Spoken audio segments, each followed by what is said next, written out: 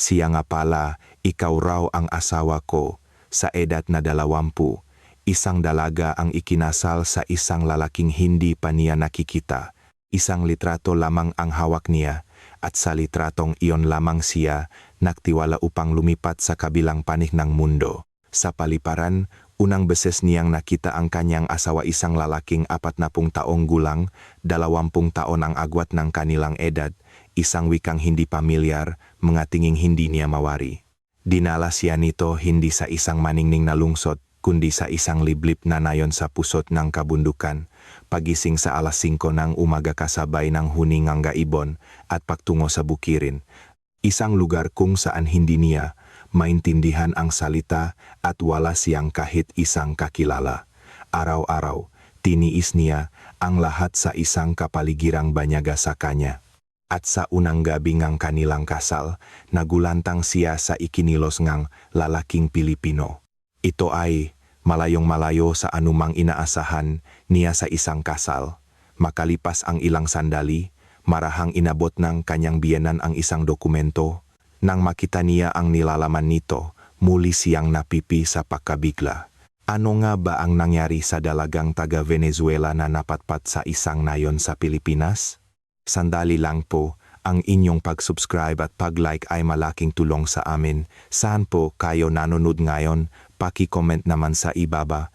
Noong taksibol ngang aking ika-20 kaarawan, nilisan ko ang Venezuela, ang bansang aking sinilangan at kinalakihan. Isang lugar na palaging nababalot ng pulang alikabok ang makalsada at kung saan mahabang pila ang nabubuo sa harap ng panaderya tuwing umaga. May hawak na salapi ang matao, ngunit ang mabibili lamang nito ay isang pirasong tinapay. Ang aking ama ay nagtatrabaho sa isang pabrika, ngunit ang kanyang buwanang sahod ay halos walang halaga. Ang aking ina naman ay naglalako nga lutong bahay para lamang makaraos kami. Nais kong makapag-aral sa kolehiyo. Mahilig ako sa mga libro at pangarap kong maging isang guro, ngunit ang matrikula sa universidad ay isang halagang hindi kayang ipunin ng aming pamilya kahit magtrabaho pa kami sa loob ng isang buong taon. Kaya sa edad na 18, huminto ako sa pag-aral at namasukan bilang tagahugas ng plato sa isang kalapit na karinderya. Bukod sa pagkakaruan ngang kalyo at bitak-bitak sa aking makamay, ang pinakamasakit ay ang patuloy na pagbabangang halaga ngang prang kinikita ko. Isang hapon, bumaksak ang aking ama. Naipit ang kanyang kamay sa makina sa pabrika at isinugot siya sa ospital. Sinabing doktor na kailangan siyang operahan, ngunit ang bayarin sa operasyon ay mas malaki pa sa 6 na buwang gastusin nga aming pamilya. Nang gabing iyon, unang beses akong nagalit sa Diyos. Bakit kailangang danasin ng aming pamilya ang ganitong pagsubok? Bakit kahit anong pagtatrabaho namin ay hindi kami makaahon sa kahirapan? Noon ako tinawag ng aking ina, inilagay niya sa aking palat ang isang litrato, isang sulat mula sa Pilipinas. Mula ito sa isang international marriage agency. Ang lalaki sa litrato ay 40 taong gulang at isang magsasaka. Simple ang kanyang mukha, ngunit tila mabait ang kanyang mga mata. Walang sinabi ang aking ina, ngunit naintindihan ko ang kahulugan ng kanyang pananahimik. 3 araw at 3 gabi akong hindi mapakali. Ang alam ko lang tungkol sa ibang bansa ay ang mamaningning na lungsod na nakikita ko sa mga telenovela. Ngunit wala akong maibigay para sa operasyon nga aking ama at kailangang magpatuloy sa pag-aral ang aking mga kapatid. Sa huli, tinanggap ko ang alok. Makalipas ang 1 linggo, nasa paliparan na ako. Dala ko lamang ang isang lumang maleta at isang balutan ngang pagkaing inihanda ni inay. Umiyak na hinawakan ng aking mga kapatid ang aking kamay, at si itay naman ay nakahiga lamang sa kama at hindi may pakita ang kanyang mukha. Hinaplos ni inay ang aking pisngi at sinabing, "Lucia, anak, maging maligaya karon." Iyon lang ang hiling ni inay. Tumango ako, ngunit tila nakalimutan ko na kung ano ang pakiramdam ng maging maligaya. Halos 20 oras ang biyaheng eroplano. Habang nakatingin sa labas ng bintana, pinakmasdan ko ang unti-unting lumalayong maulap. Ang aking bayang nababalot ng pulang alikabok ay nasa kabilang panig ng mundo. May nagtanong sa akin sa wikang Filipino, ngunit umiling lamang ako. Noon ko napagtanto, Pupunta pala ako sa isang bansang hindi ko naiintindihan ang salita. Kailangan kong tiisin ang lahat ng mag-isa. Nang lumapag ang eroplano, nanginginig ang magabinti kong tinahak ang arrival lobby. Abala ang lahat sa paglalakad at ang mga karatula ay puno ng letrang hindi ko mabasa. Noon may isang lalaking nakatayo at may hawak na papel na may nakasulat na pangalan ko. Siya ang lalaki sa litrato. Mas matangkad siya sa akin ng isang ulo, may balat na kayumanggi at matipuno ang pangangatawan. Ngumiti siya ng alanganin at kinuha ang aking bagahe. Sumunod ako sa kanya patungo sa paradahan. Luma ang kanyang pickup, ngunit malinis. Sa likurang upuan, may isang boteng mineral water. Habang pinaandar ang makina, tinanong niya kung gutom ako. Umiling ako. Sa totoo lang, gutom ako, ngunit ayokong kumain sa harap ng isang estranghero. Noong una, matatataas na gusali ang nakikita ko, ngunit unti-unti itong naglaho at napalitan ng mga puno at malawak na bukirin. Palubok na ang araw at pinapulang takip silim ang tuktok ng bundok. Habang nakatingin sa labas ng bintana, naisip ko ito na pala ang lugar kung saan ako maninirahan. Wala ang morning ning nalungsod na tulad sa mga telenovela. Huminto ang sasakyan sa isang maliit na nayon, mabababa at luma ang mga bahay, at mas marami pa ang aso kaysa sa mga tao sa kalsada. Bumaba siya at binuksan ang tarangkahan. Dahan-dahan akong sumunod sa kanya. Maayos na nakahanay ang mapaso sa hardin at may ilaw sa may pintuan. Nang bumukas ang pinto, isang matandang babae ang lumabas. Ang kanyang ina, bigla niyang hinawakan ang aking kamay at ngumiti. Nagulat ako sa init ng kanyang palat. May sinabi siya sa Filipino, ngunit wala akong naintindihan ni isang salita. Ang naramdaman ko lang ay ang kabaitan sa kanyang tinik. Kinuha niya ang aking maleta at ihiniya ako sa isang silid sa dulong pasilyo. Nang buksan niya ang pinto, isang maliit na kwarto ang tumambad sa akin. May nakalatak na banig at sa ibabawang maliit na mesa ay maayos na nakalagay ang isang pitsil ng tubig at isang tuwalya. Sa labas ng bintana, bahagyang natatanaw ang hugis ng mabundok sa kadiliman. Tinapik niya ang aking balikat at lumabas na. Ang tunog ng pagsara ng pinto at naiwan akong mag-isa. Inilapag ko ang aking maleta at dahan-dahang inilibot ang aking tingin. Isang di pamilyar na amoy ang tumama sa aking ilong. Amoyng lumang kahoy, amoyng kumot na ibinilat sa araw. Isang hangin na ibang-iba sa Venezuela. Maingat akong umupo sa tabing higaan. Para akong pagod na pagod, ngunit hindi mawala ang aking kaba. Unang gabi ang kasal. Biglang pumasok sa isip ko ang katotohanan iyon. Ikinasal ako ngayon sa isang lalaking halos hindi ko pa nakikita. Naksimulang bumilis ang tibok na aking puso. Anong mangyayari sa akin? Nasaan ang lalaking iyon? Papasok ba siya sa kwartong ito o sa ibang kwarto siya matutulog? Hindi ko namamalayan. Nakatitih na pala ako sa pinto. Nakatitih sa doorknob. Hindi ko alam kung kailan ito iikot. Baka may kumatok. O baka naman bumukas ito nang walang anumang tunog. Nanginginig ang aking kamay. Unang gabi ngang isang 20 taong gulang na dalaga sa bahay ngang isang estrangherong lalaki. Isang lalaking 40 taong gulang. Biglang pumasok sa isip ko ang makwentong makaibigan ko sa Venezuela tungkol sa unang gabi ngang kasal. Wala akong alam, wala akong kahandaan, natatakot lang ako. Ngunit kasabay nito, may kakaiba akong naramdamang kapanatagan. Dahil kahit paano, mag-isa ako ngayon, walang gumagambala sa akin. Binuksan ko ang aking maleta at kinuha ang damit pantulog na dala ko, damit na inihanda ng aking ina. Nang iladlad ko ito, naamoy ko ang pabango niya, amoy ngang sabong panlaba, bigla akong napaluha. Habang nagbibihis, pinakiramdaman ko ang paligid. May narinig akong mahinang boses mula sa pasilyo, ang boses niya at ng kanyang ina. Hindi ko maintindihan ang pinag-usapan nila, ngunit mahinahon ang kanilang tinik. Hindi sila nag-away. Pinag-usapan kaya nila ako, pinaplano kaya nila kung anong gagawin ngayong gabi. May mga yaba na papalapit, kumabo ang aking dibdib, huminto ang mga yaba sa tapat ng aking pinto. Pinigil ko ang aking hininga, may anino sa siwang ng pinto. may nakatayo ron. Para bang huminto ang oras. Ngunit walang kumatok. Hindi rin bumukas ang pinto. Tanging ang pakiramdam na tila may nag-aalangan sa labas. At muling lumayo ang mayabag, papunta sa ibang silid. Mahinang narinig ko ang paksarang pinto. Sa malayo. Noon lamang ako nakahinga ng maluwag. Biglang nawala ang lahat ng lakas sa aking katawan. Hindi pumasok ang lalaki sa aking silid. Pumunta siya hanggang sa tapat ngang pinto at bumalik. Hindi ko maintindihan. Ibang-iba ito sa mga kwento tungkol sa kasal na narinig ko sa Venezuela. Sabi ng kaibigan ko, ganun talaga sa unang gabi ng kasal.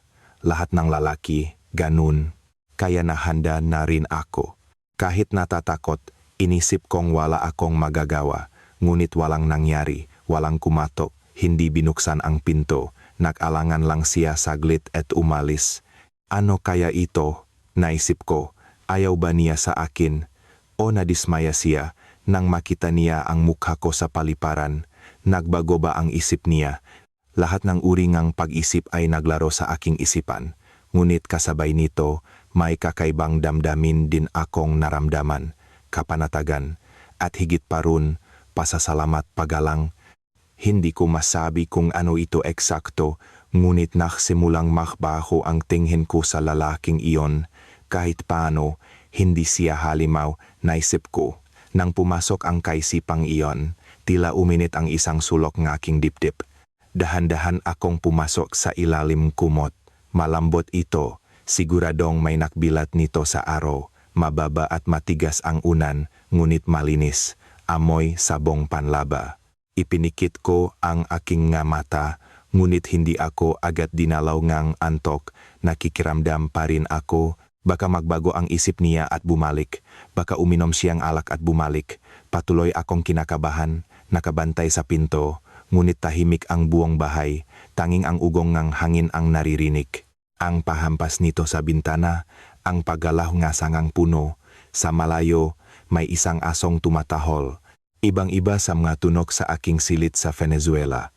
Sa amin, naririnig ang ingay ng masasakyan, ang boses ng matao, ang tuktugan, ngunit dito, tanging matunong ng kalikasan. Sinubukan kong bilangin ang matunok na iyon para pakalmahin ang sarili.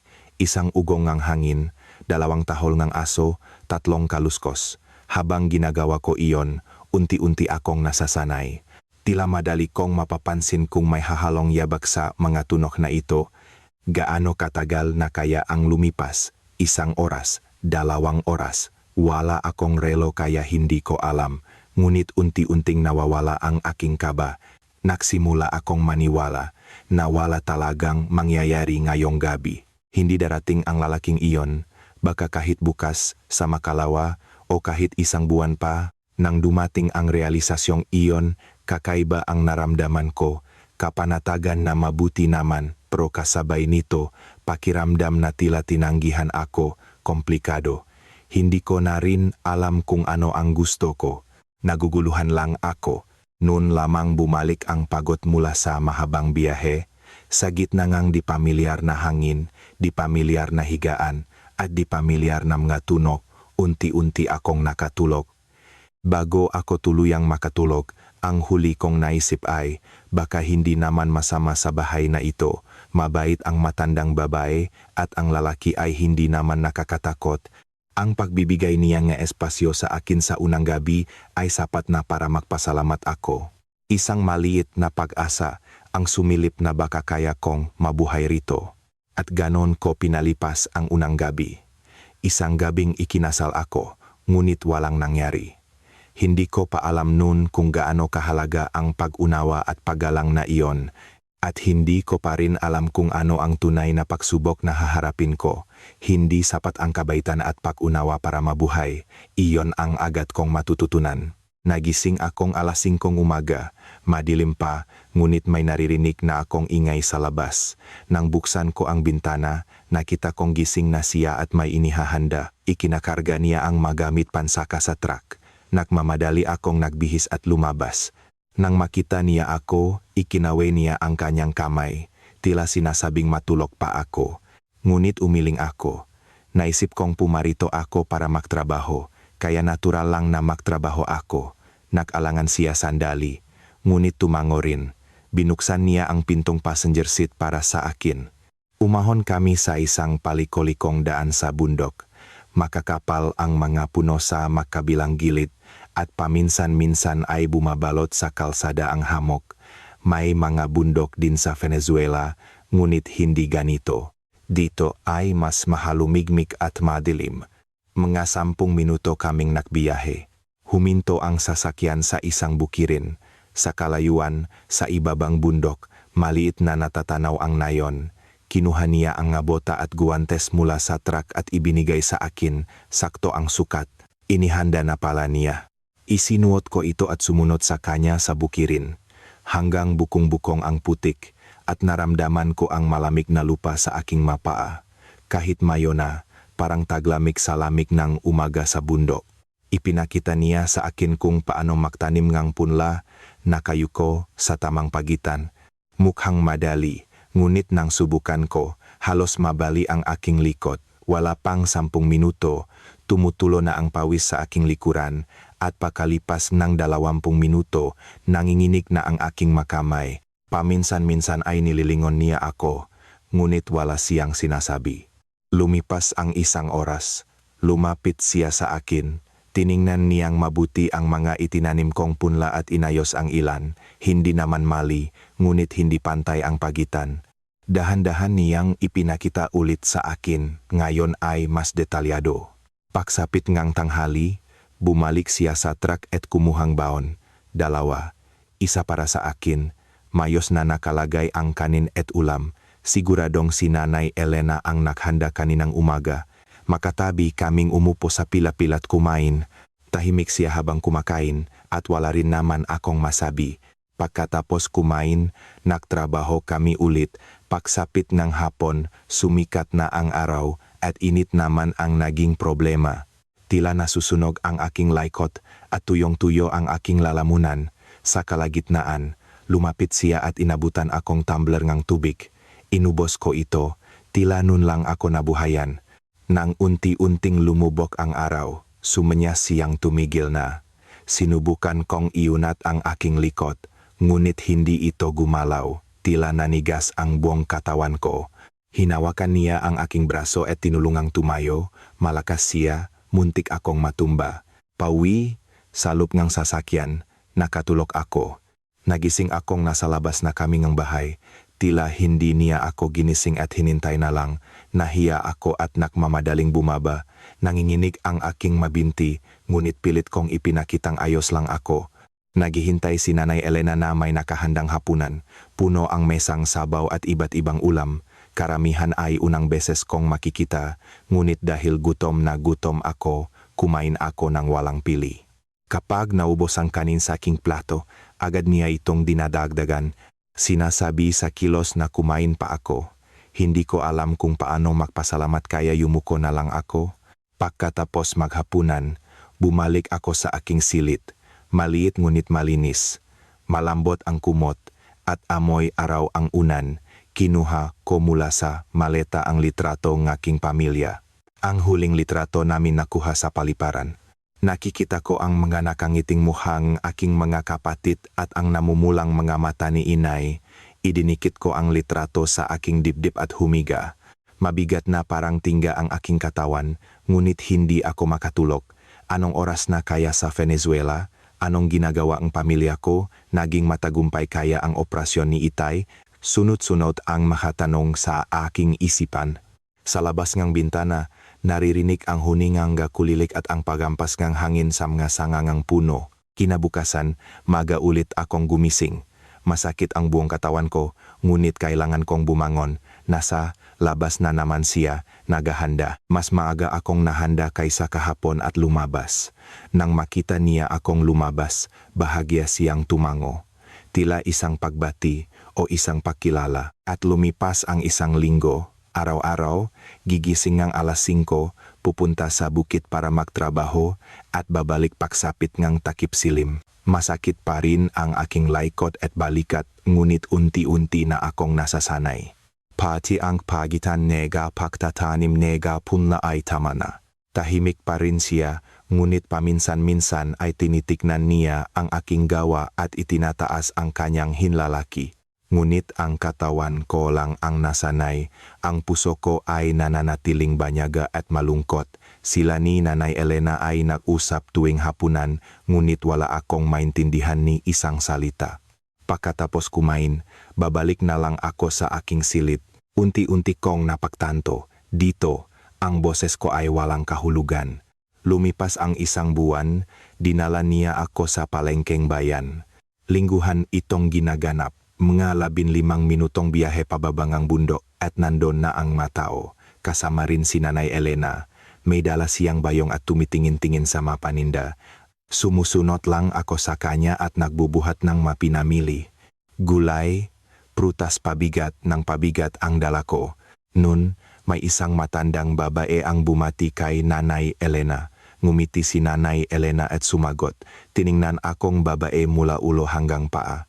Para bang tinitingnan ang isang produkto. Hinawakan niya ang aking kamay. Hinaplos ang magaspang at may bitak-bitak kong palat at tumango. May sinasabi siya, ngunit wala akong maintindihan. Tinapik ni Nanay Elena ang aking balikat at ngumiti na para bang sinasabing ayos lang. Ngunit kakaiba ang pakiramdam ko, tila hindi tao ang tingin nila sa akin, kundi isang bagay. Habang nasa palengke, maraming tao ang nakatingin sa akin. May mga nakbubulungan, may mga naktuturo. Yumuko na lang ako at sumunod sa likod ni Nanay Elena. Noon, may isang matandang lalaking lumapit. Ngumiti siya sa akin at may sinabi, mukha siyang mabait. Ngunit alanganing ngiti lang ang naisukli ko. Huminto si Nanay Elena sa isang tindahan ng isda. Ipinakita ng tindero ang iba't ibang isda at sinabi ang presyo. Umiling si Nanay Elena, tila tumatawad. Noon, sinabi ng dalawang babae sa tabi ko, sa tonong kanilang boses, alam kong ako ang pinag-usapan nila, sinubukan kong makunwaring hindi ko napapansin. Ngunit patuloy kong naririnig ang kanilang tawanan at nararamdaman ang kanilang mga tingin, sumikip ang aking dibdib. Sa Venezuela, mahirap kami, ngunit hindi ako isang bagay. May mga taong nakakakilala sa pangalan ko, may mga taong nakakaintindi sa salita ko, ngunit dito, isa lang akong asawang dayuhan. Pauwi sa likod ng truck. Hinawakan ni Nanay Elena ang aking kamay. Mainit ito, may sinasabi siya, at malambing ang kanyang tono. Tila inaalo niya ako. Hinikpitan ko ang hawak sa kanyang kamay, kahit paano, ang taong ito ay tinatrato ako bilang tao. Nang gabing iyon, mag-isa akong nakaupo sa labas. Lumulubog ang araw sa likod ng bundok at kulay kahel ang langit. Naririnig ang kokanam nga palaka mula sa bukirin. Tumingala ako sa langit. Naisip kong sa isang lugar sa ilalim ng ngit na ito, nandun ang pamilya ko. Bumukas ang pinto. Lumabas siya. Tahimik siyang umupo sa tabi ko at inabutan akong isang latang soft drinks. Tinanggap ko ito at binuksan. Naramdaman ko ang lamig nito sa aking lalamunan. Sandali siyang hindi nagsalita, nakatingin lang din sa parehong langit. Maya-maya, nagsalita siya. Dahan-dahan at malinaw, sa wikang Filipino. Nahihirapan ka ba? Umiling ako. Gusto kong sabihing ayos lang, ngunit hindi ko alam ang salita. Kaya ngumiti na lang ako. Bumuntong hininga siya at sinabing, pasensya na. Tila naintindihan ko ang ibig sabihin nga salitang iyon. Kinabukasan, sinimulan niya akong turuan ng simpleng Filipino, magandang umaga, salamat, masarap, ginagaya ko siya, kahit paano ay mali-mali ang aking bikas, tumatango siya. Sa tanghalian, itinuturo niya ang pangalan ng bawat ulam. At Sara, sinigang, isda, kumuha ako ng kwaderno at isinulat ang mga ito. Isang araw, binigyan niya ako ng isang libro, isang aklat pampag-aral ng Filipino. Luma na ang pabalat, tila binili sa isang second-hand bookstore. Nang gabing iyon, sinimulan kong basahin ang libro. Mula sa abakada. Nung una, parang sulat ng dayuhan, ngunit pakaraan ng ilang araw, unti-unti ko nang nababasa. Pagkalipas ng isang buwan, nakakapagsalita na ako ang nga simplang pangungusap. Gutom na ako, pagod na ako, gusto ko. Sa tuwing nagsasalita akong Filipino, lumiwanag ang kanyang mukha. Tuwing hapunan, nagtatanong siyang kung ano-ano at hinihintay ang aking sagot. Ngunit ang tingin ng mga taga-nayon ay ganun pa rin. Isang araw, mag-isa akong pumunta sa tindahan sa bayan. Nang bibili akong biskwit at nakapila sa cashier, nakbubulungan ang dalawang babae sa likod ko. Dahil medyo nakakaintindi na ako, tumagos sa aking tainga ang kanilang magasalita. Nag-asawa lang yan para sa pera, kawawa naman. Nakbayad ako at lumabas ng tindahan. Tila napakalayo ng daan pauwi. Mali ba ang naging desisyon ko? Magiging masaya ba ako rito? Sunod-sunod ang mga tanong sa aking isipan. Pagdating ko sa bahay, nahihintay siya sa labas. Tinanong niya kung saan ako galing. Ipinakita ko ang supot ng biskwit. Ngumiti siya at sinabing, kainin natin. Umupo kami sa beranda at pinagsaluhan ang biskwit. Matamis at malutong. Tinanong niya kung masarap at tumango ako. Sa sandaling iyon, nakalimutan ko ang matingin ng mataga-nayon. Dumating ang tag-araw. Bumuhos ang mainit na sikat ng araw sa nayon. Luntiang tumutubo ang mga gulay sa bukit at kailangang diligan araw-araw. Mula umaga hanggang gabi ang trabaho. Umuulan ang pawis at ilang beses akong nagpapalit ng damit sa isang araw. Mas maaga siyang gumigising at naunang pumunta sa bukit.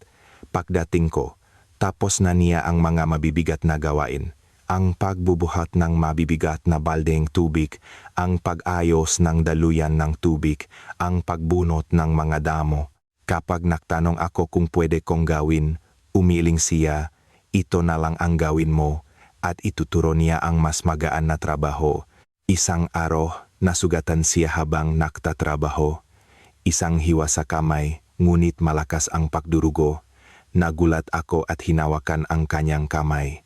Sinabi niyang ayos lang at binawi ang kamay, ngunit nakpumilit ako.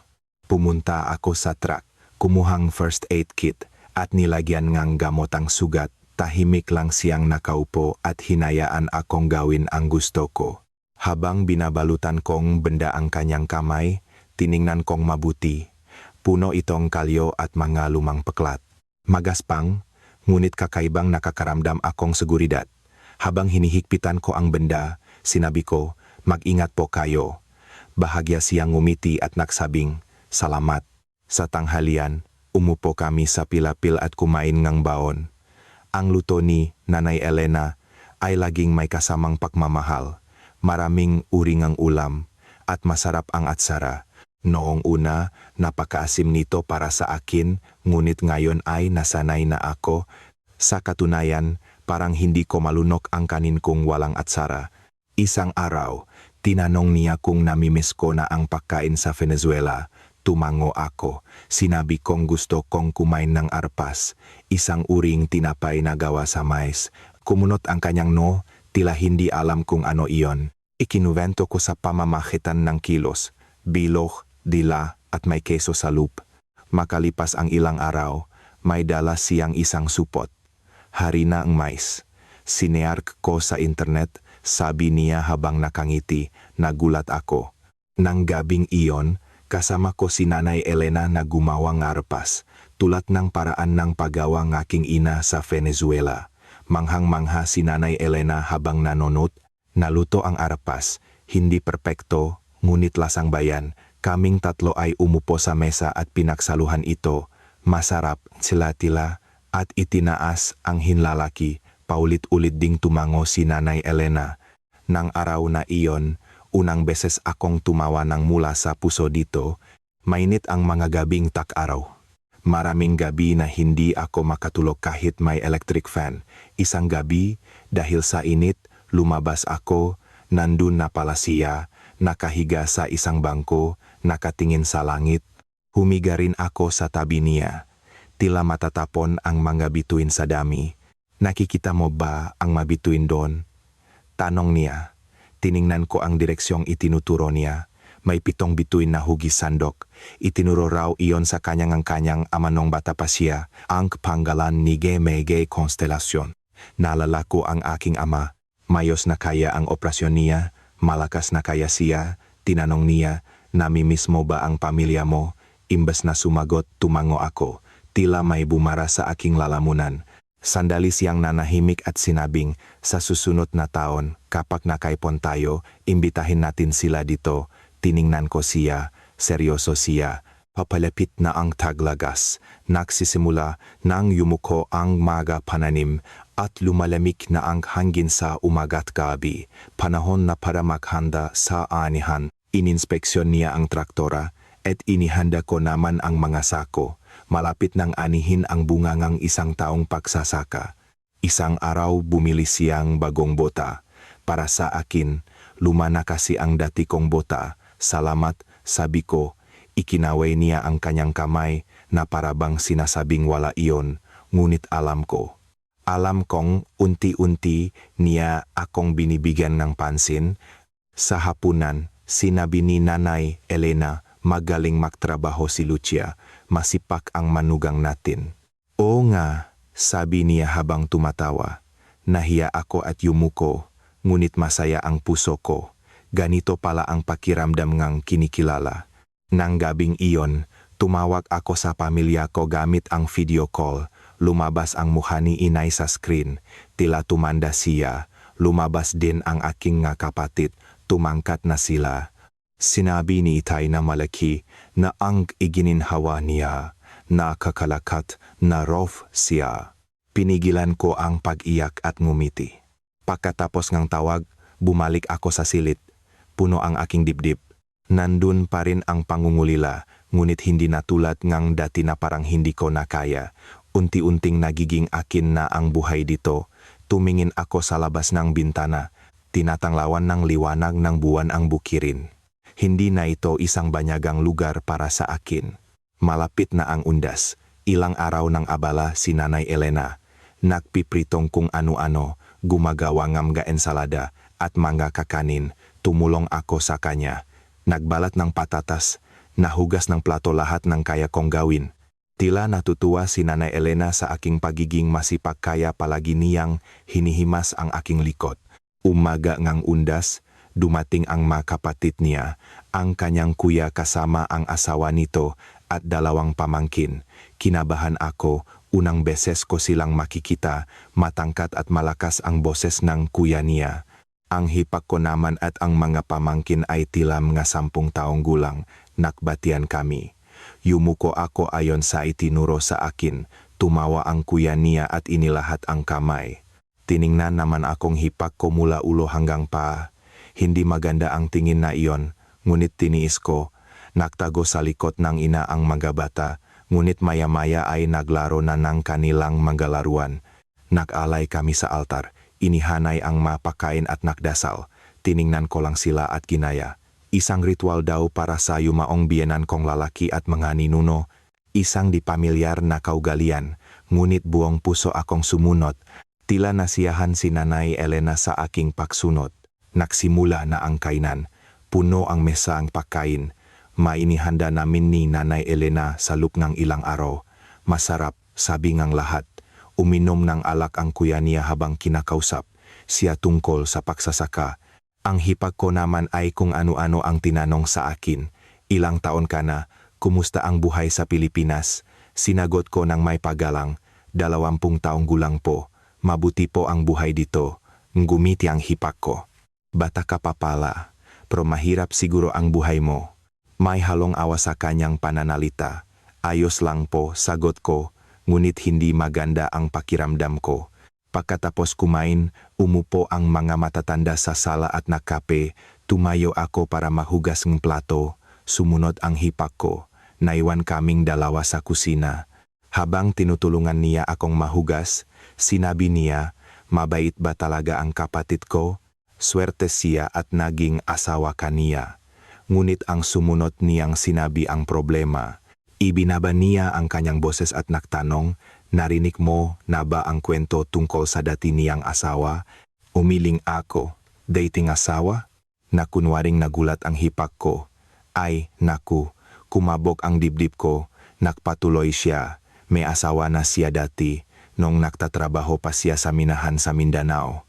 May asawa siya at isang anak na lalaki, pero namatay silang lahat sa isang aksidente. Gumuho daw ang minahan. Pagkatapos nun, Parang nawala raw sa sarili si Mateo. Hindi ako makapagsalita. Nakpatuloy pa ang hipah ko, kaya siya napatpat dito at nagsimulang magsaka. Lumayo sa tao, pumasok sa bundok. Matagal siyang namuhay mag-isa, pero nag-alala si nanay kaya ipinahanap siya ng asawa sa isang ahensya. Ibinitin ko ang plato, nanjingginig ang aking mga kamay. Nang gabing iyon, umuwi na ang maabisita at tumahimik na ang bahay.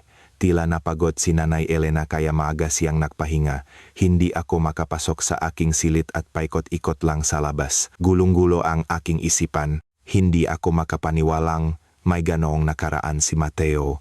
Lumabas siya.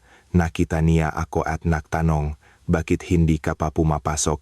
Imbas na sumagot, nagtanong ako, nakaasawa ka na po ba dati? Sumeryoso ang kanyang mukha. Sinabi ngang hipak ko, no. Tumango ako. Bumuntong hininga siya at umupo sa bangko. Umupo rin ako sa tabi niya. Sandali siyang nanahimik at nagsalita. Oh, may pamilya ako dati. Namatay silang lahat sa aksidente sa minahan. Dapat kasama nila akong namatay, pero ako lang ang nakaligtas. Nanginginig ang kanyang boses. Ilang taon daw siyang nakpakalasing. Walang ginawa. Dinala raw siya ni nanay dito at pinagsaka. Sa pahawak sa lupa, unti-unti raw siyang bumalik sa katinuan, ngunit laging may kulang sa kanyang puso. Tiningnan ko ang kanyang mukha. Sa ilalim ng liwanag ng buwan, basa ang kanyang nga mata. Unang beses ko siyang nakitang ganito. Nagtanong ako, kung ganon, ano ako? Dinala mo ba ako dito para punan ang nawala sayo? Umiling siya, hindi. Sinabi niya, noong una, baka dahil lang sa lungkot. Ngunit nang makita niya ako, nagbago raw ang lahat. Ang kasipagan kong mabuhay, ang pagmamahal sa pamilya, ang katatagan sa isang banyagang lugar. Dahil doon, naisip niyang kailangan niyang mabuhay muli. Hindi ka pamalit, Lucia. Ikaw ang bagong simula. Napaluha ako. Hindi ko alam kung dahil sa lungkot o kapanatagan. Hinawakan niya ang aking kamay. Pasensya na hindi ko nasabi. Umiling ako. Ayos lang po, naintindihan ko na. Sandali kaming naupo ng tahimik, tanging ang huningang gulisap ang naririnig. Maya-maya, sinabi niya, Lucia, kung nahihirapan ka, sabihin mo lang, huwag mong sarilinin. Opo, sagot ko. Nang gabing iyon, tila nagbahagi kami ngang sakit sa isa't isa. Unang linggo ngang Nobyembre, biglang umulan. Sabi sa weather forecast, 2 araw lang daw. Ngunit sa ikatlong araw, hindi pa rin tumitigil, kulay abo ang langit at malakas ang patak sa bubong. Nag-aalala si Mateo habang nakatingin sa labas. Malulunod ang mga pananim, bulong niya. Ika-4 na gabi, lalo pang lumakas ang ulan. May kasamang kulok at kitlat. Hindi ako makatulog. Mga 4:00 madaling araw, narinig kong bumukas ang pinto. Si Mateo, papalabas. Nagmamadali akong nagbihis at sumunod. Nakasuot siyang kapote at pasakay na sa truck. Sasama po ako, sabi ko. Huwag, sabi niya at iwinasiwas ang kamay. Delikado, dito ka lang. Ngunit nakasuot na rin akong kapote. Bumuntong hininga siya at binuksan ang pintong passenger seat. Sumuong kami sa ulan patungo sa bukit. Pagdating namin, malala na ang sitwasyon. Umaapaw na ang tubig mula sa pilapil at pumapasok sa taniman. Lubok na sa tubig ang ngagulay. Nagmamadali siyang bumaba at kumuha na pala. Sumunod ako, hinahampas ng ulan ang aming mamuha at tumatagos sa aming damit ang lamig ng hangin. Sinimulan niyang ayusin ang nasirang pilapil. Nagukay siyang lupa, isinilit sa sako at ipinatong. Tumulong ako sa kanya. Madulas ang makamay at lumulubog sa putik ang mga bota, ngunit hindi kami pwedeng tumigil. Ang isang taong pinahirapan ay malulunod sa baha. Lumipas ang 1 oras, nadulas ako, gumulong ako pababa, pumasok ang tubig sa aking ilong at hindi ako makahinga. Noon may humawak sa aking braso. Si Mateo, buong lakas niya akong hinila pataas. Umubo ako at iniluwa ang tubig. Tinanong niya kung ayos lang ako. Tumango ako. Huwag ka nang magtrabaho, sabi niya. pumunta ka na sa sasakyan at maghintay. Ngunit umiling ako. Kailangan po nating gawin ito. Makasama kaming nagtrabaho. Nang mag-umaga na, humina ang ulan, halos naayos na namin ang pilapil. Puno kami ng putik mula ulo hanggang paa, at may mga paltos na ang aming nga kamay. Napaupo siya sa lupa, humihingal. Umupo rin ako sa tabi niya. Hindi kami nagsalita, ngunit nakatinginan kami. Nagsimula nang sumikat ang araw. Sumisilip na ang liwanag sa pagitan ng madidilim na ulap. Lubok pa rin sa tubig ang bukit. Ngunit hindi na pumapasok ang baha. Hinawakan niya ang aking kamay. Salamat, sabi niya. Wala po iyon, sagot ko. May-ari na rin po ako ngang lupang ito. Pag-uwi namin, nakulat si Nanay Elena. Puno kami ng putik. Nakmamadali siyang nakpakulong tubig. Naligo ako at nagbihis ng tuyong damit. Masakit ang buong katawan ko, ngunit kakaibang gumaan ang aking pakiramdam. Pagkatapos ng almusal, tinawag ako ni Mateo sa beranda. Maingat siyang nagsalita. Lucia, kung nahihirapan ka na sa buhay na ito, sabihin mo lang. Kung gusto mong bumalik sa Venezuela, ihahatid kita. Umiling ako, ayoko pong umuwi. Ito na po ang bahay ko. Nagulat ang kanyang mamata. Sigurado ka? Tanong niya. Tumango ako. Nung una, mahirap, pero ngayon, hindi na. Ang nga tao dito, ang lupang ito, akin na rin po, sabi ko. Sandali niya akong tinitigan at bahagyang ngumiti. Nang hapong iyon, tinawag ako ni Nanay Elena sa kanyang silid. May kinuha siyang isang lumang passbook mula sa drawer at iniabot sa aking kamay. Ano po ito? Tanong ko. Ngumiti si Nanay Elena. Passbook na nakapangalan sa iyo. Binuksan ko ito, malaki ang laman. Sinabi ni Nanay Elena, bahagi iyan ng kinita natin sa pagsasaka ngayong taon. Bayad sa pagod mo, Lucia. Nagulat ako. Hindi ko inaasahang babayaran ako sa aking pagtatrabaho.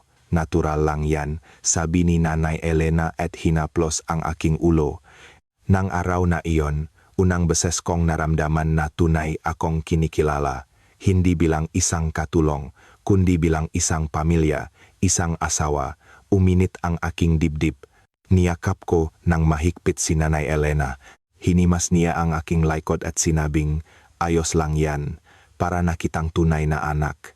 Pagsapit ng hapon, tuluyan nang tumila ang ulan. Luminaw ang langit at lumitaw ang isang bahagari. Lumabas ako para tingnan ito.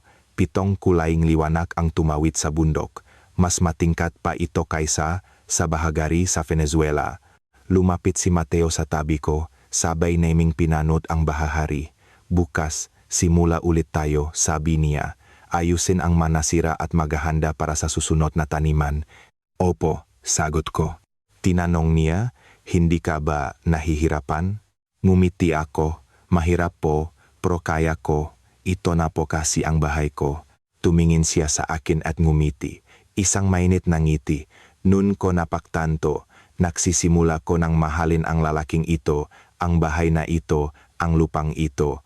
Ang pag-ibig pala ay hindi sa maningning nam nga pangako, kundi sa sabay na pag-ayos na sirang pilapil sa gitnang putik, sa sabay na pagtitiis sa malakas na ulan. Pagsapit ng Disembre, lumamig na ang panahon. Nag-snow sa bundok at nagelo ang bukirin. Pahinga na sa pagsasaka, ngunit naging abala kami sa pag-alaga ng halaman sa greenhouse at paghahanda para sa taglamig. Tinuruan niya akong gumawa nga atsara. Ang pagbabat ng gulay sa asin, paghahalo ng mega pampalasa at paglalagay sa garapon. Isang linggo kaming abala ni Nanay Elena sa paggawa nito. Namamanhid ang aming makamay sa lamig, ngunit masaya.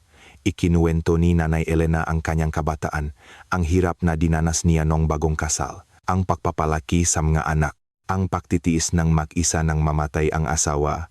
Tumango ako habang nakikinig. Marami kaming pakakatulad ni Nanay Elena. Isang hapon, tinawag ako ni Nanay Elena sa kanyang silid. Nakaupo siya sa harap ng isang mesa na may mga nakalatak na dokumento. Pinaupo niya ako sa tabi niya at itinuro ang mga papel. Hindi ko alam kung ano iyon. Dahan-dahan siyang nagpaliwanag. May inihahanda raw siya sa loob ng ilang buwan. Nag-research siya tungkol sa Venezuela, ang lugar kung saan nakatira ang pamilya ko, ang kalagayan ng ekonomiya, ang presyo ng lupa, lahat daw ay inalam niya. Nagulat akong tumingin sa kanya. Bakit po ninyo ginawa iyon? Tanong ko. Ngumiti si Nanay Elena at iniabot sa akin ang isang dokumento, isang kontrata na nakasulat sa Espanyol at Filipino. Laking gulat ko nang basahin ko ito. Nakasaad dito na bumili siya 2 ektaryang lupa sa aming bayan sa Venezuela, nakapangalan sa aking ina. Hindi ako makapagsalita. Nagpatuloy si Nanay Elena. Alam kong nag-alala ka sa pamilya mo, Lucia. Nakikita kitang tumatawag gabi-gabi at nagpapadala ng pera, kaya inihanda ko ito. Sa lupang iyan, pwedeng magsaka ang pamilya mo o ibenta nila para mabuhay. Bumuhos ang aking luha. Nagtanong ako, bakit po ninyo ginagawa ito?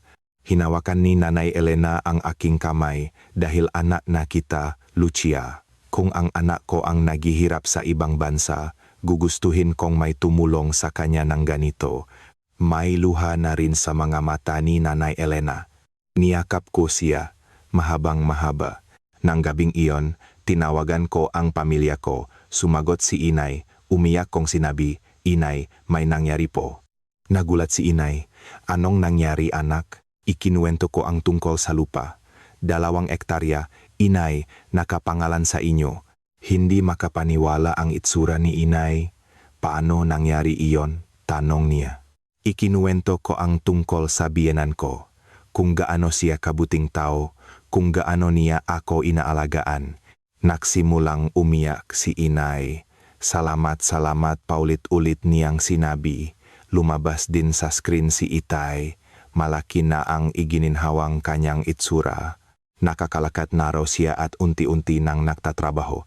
Sinabi ni Itay, Lucia, anak, napakabuti mong anak. Ipinagmamalaki ka namin. Umiyak akong tumawa. Lumabas din ang aking makapatid at sumigaw, ate, ang galing mo. Pagkatapos ng tawag, lumabas ako. Nakaupo si Nanay Elena at Mateo. Yumuko ako sa harap nila. Tumayo ka, iha, sabi ni Nanay Elena at itinayo ako. Tahimik lang na nakangiti si Mateo sa tabi. Nagtanong ako, paano po ninyo naisip ito? Sumagot si Nanay Elena. Naalala ko noong bagong kasal ako, mahirap din nun, masungit ang magabiyanan ko. Naisip ko, sana may tumulong sa akin nun, kaya ayokong maranasan mo iyon, Lucia. Nagtanong ulit ako, saan po kayo kumuhang pera? Nag-alangan sandali si Nanay Elena at sinabing, ibinenta ko ang isang bahagi ng bukit.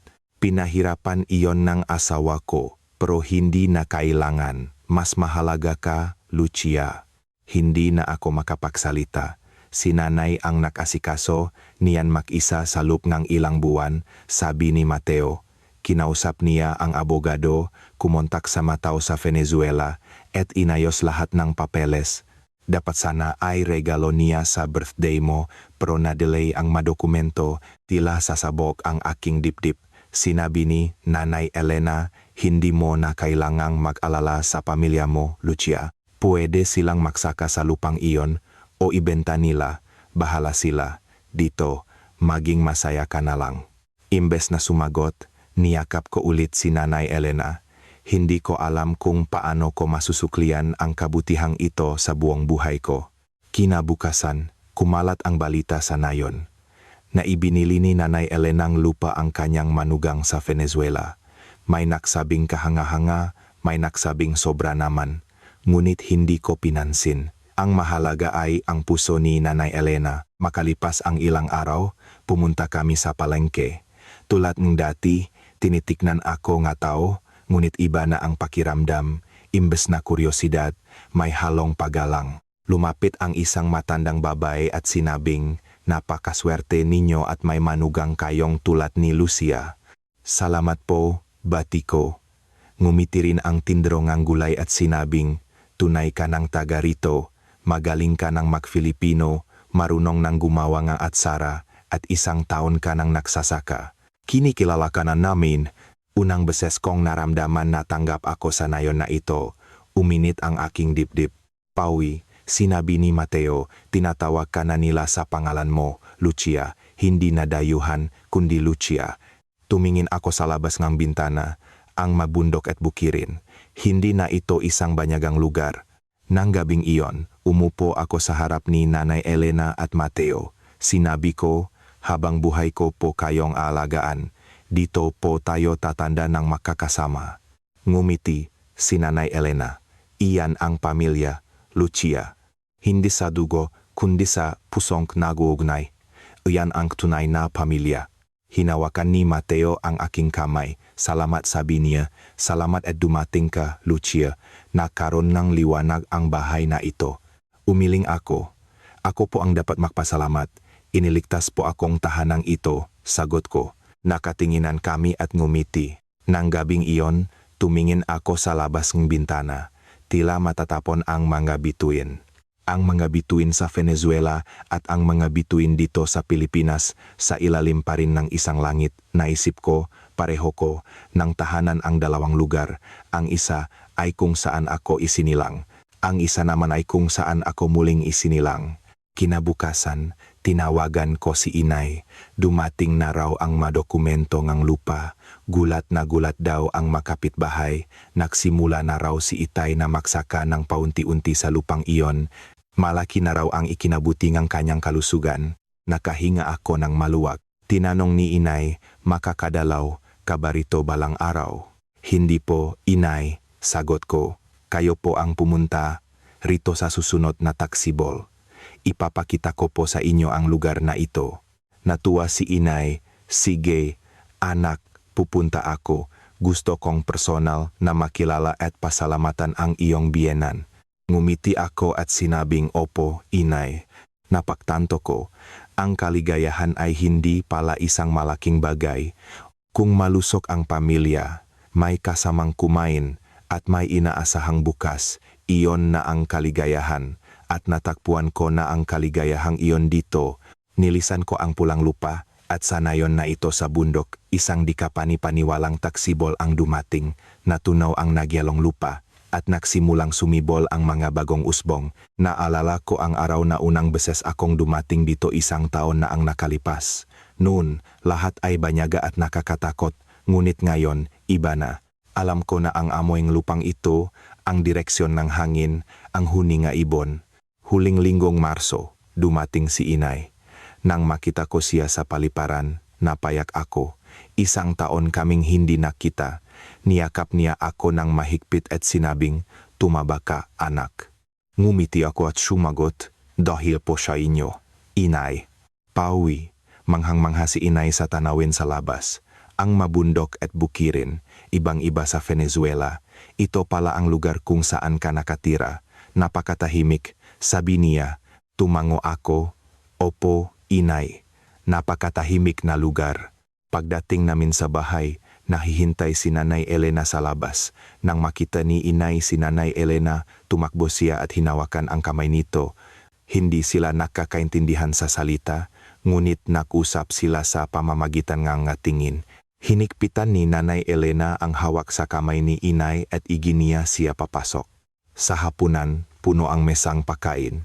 Inihanda ni Nanay Elena ilang araw na ang nakalipas. Isa-isang tinikman ni inay at humanga. Masarap, punong pagmamahal, napakasarap. Nagsilbi akong tagasalin at natuwa si Nanay Elena. Pagkatapos kumain, umupo sina inay at Nanay Elena sa branda at nag-usap. Ako ang tagasalin. Ikinuwento ni Nanay Elena kung gaano ako kasipak at kabait. Paulit-ulit na nagpasalamat si inay. Salamat po sa pag-alaga kay Lucia. 1 linggo na natili si inay. Pumunta kami sa palengke, namasyal sa bukit, at nakilala ang nga taga nayon. Malugot siyang tinanggap nga tao. Kayo po ba ang nanay ni Lucia? Bati nila. Natuwa si inay. Hindi ako makapaniwalang sa ganito kagandang lugar nakatira ang anak ko, sabi niya. Sa umaga ng kanyang pag-alis, hinawakan ni inay ang aking kamay. Lucia, anak, hindi na ako mag-alala. Maging masaya ka rito.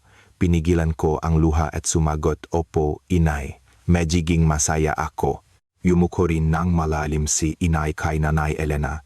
Niyakap siya ni Nanay Elena. Papunta sa paliparan, palaging nakatingin si inay sa labas ng bintana. Alam kong gusto niyang itatak sa kanyang isipan ang tanawin. Sa aming paghihiwalay, sinabi ni inay, Lucia, anak, tama ang naging desisyon mo. Ipinagmamalaki ka ni inay. Umiyak akong kumaway. Pag-uwi ko, naghihintay si Mateo sa labas. Napansin niyang pula ang aking nga mata at nagtanong, umiyak ka ba ng husto? Tumango ako. Tinapik niya ang aking balikat at sinabing, sa susunod na taon, imbitahin natin siya ulit. Ngumiti ako at sumagot, opo. Pagsapit nga Abril, nagsimula na ang pagtatanim. Parehong trabaho tulad ngang nakaraang taon, ngunit iba ang pakiramdam. Noong nakaraang taon, bago at mahirap, ngunit ngayon, sanay na ako. Isa na akong ganap na magsasaka. Sa tabi ko, nasiyahang pinapanot ni Mateo ang aking pagtatrabaho. Sa tanghalian, umupo kami sa pilapil. Habang kumakain ng baon, nagtanong siya, hindi ka ba nagsisisi? Umiling ako. Kahit minsan po, hindi ako nagsisi.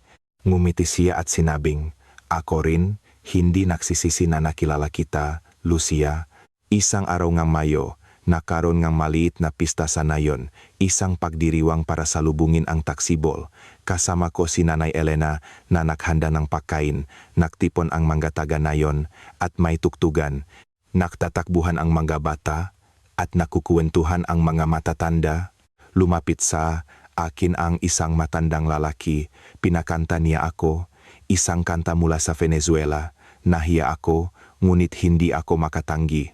Kinanta ko ang kantang madalas kantahin ni inay, Espanyol ang liriko, ngunit malungkot ang himik. Nang matapos ang kanta, pumalakpak ang mga tao, napaluha si Nanay Elena at lumiwanak ang mukha ni Mateo. Sumigaw ngisa pa ang mga tao. Sa pagkakataong ito, isang kantang Filipino ang kinanta ko. Kahit paano ay mali-mali pa, sumabay sa akin ang mga tao. Sa sandaling iyon, naramdaman kong ganap na akong taga rito. Isa-isang umuwi ang matao. Kasama ko si Mateo na dahan-dahang naglakad. Sinabi niya, Lucia, salamat. Salamat sa pagdating mo sa bahay na ito. Sumagot ako po ang dapat magpasalamat. Salamat sa pagtanggap ninyo sa akin. Pagdating namin sa bahay, nakaupo si Nanay Elena sa beranda. Ngumiti siya nang makita kami. Umupo ako sa tabi niya. Umupo rin si Mateo sa kabilang panig. Kaming tatlo ay tahimik na tumingin sa langit. Bumubuhos ang liwanag ng mga bituin. Naisip ko, isang taon na ang nakalipas. Pumarito ako para mabuhay. Para sa pamilya, para sa pera, isang landas na napilitan akong piliin. Ngunit ngayon, iba na, ito na ang lugar na gusto kong puntahan. Isang lugar kung saan naroon ang mataong mahal ko. Isang lugar kung saan ako nagugat. Nagtanong si Nanay Elena, Lucia, anak, masaya ka ba? Tumango ako, opo, sobrang saya ko po.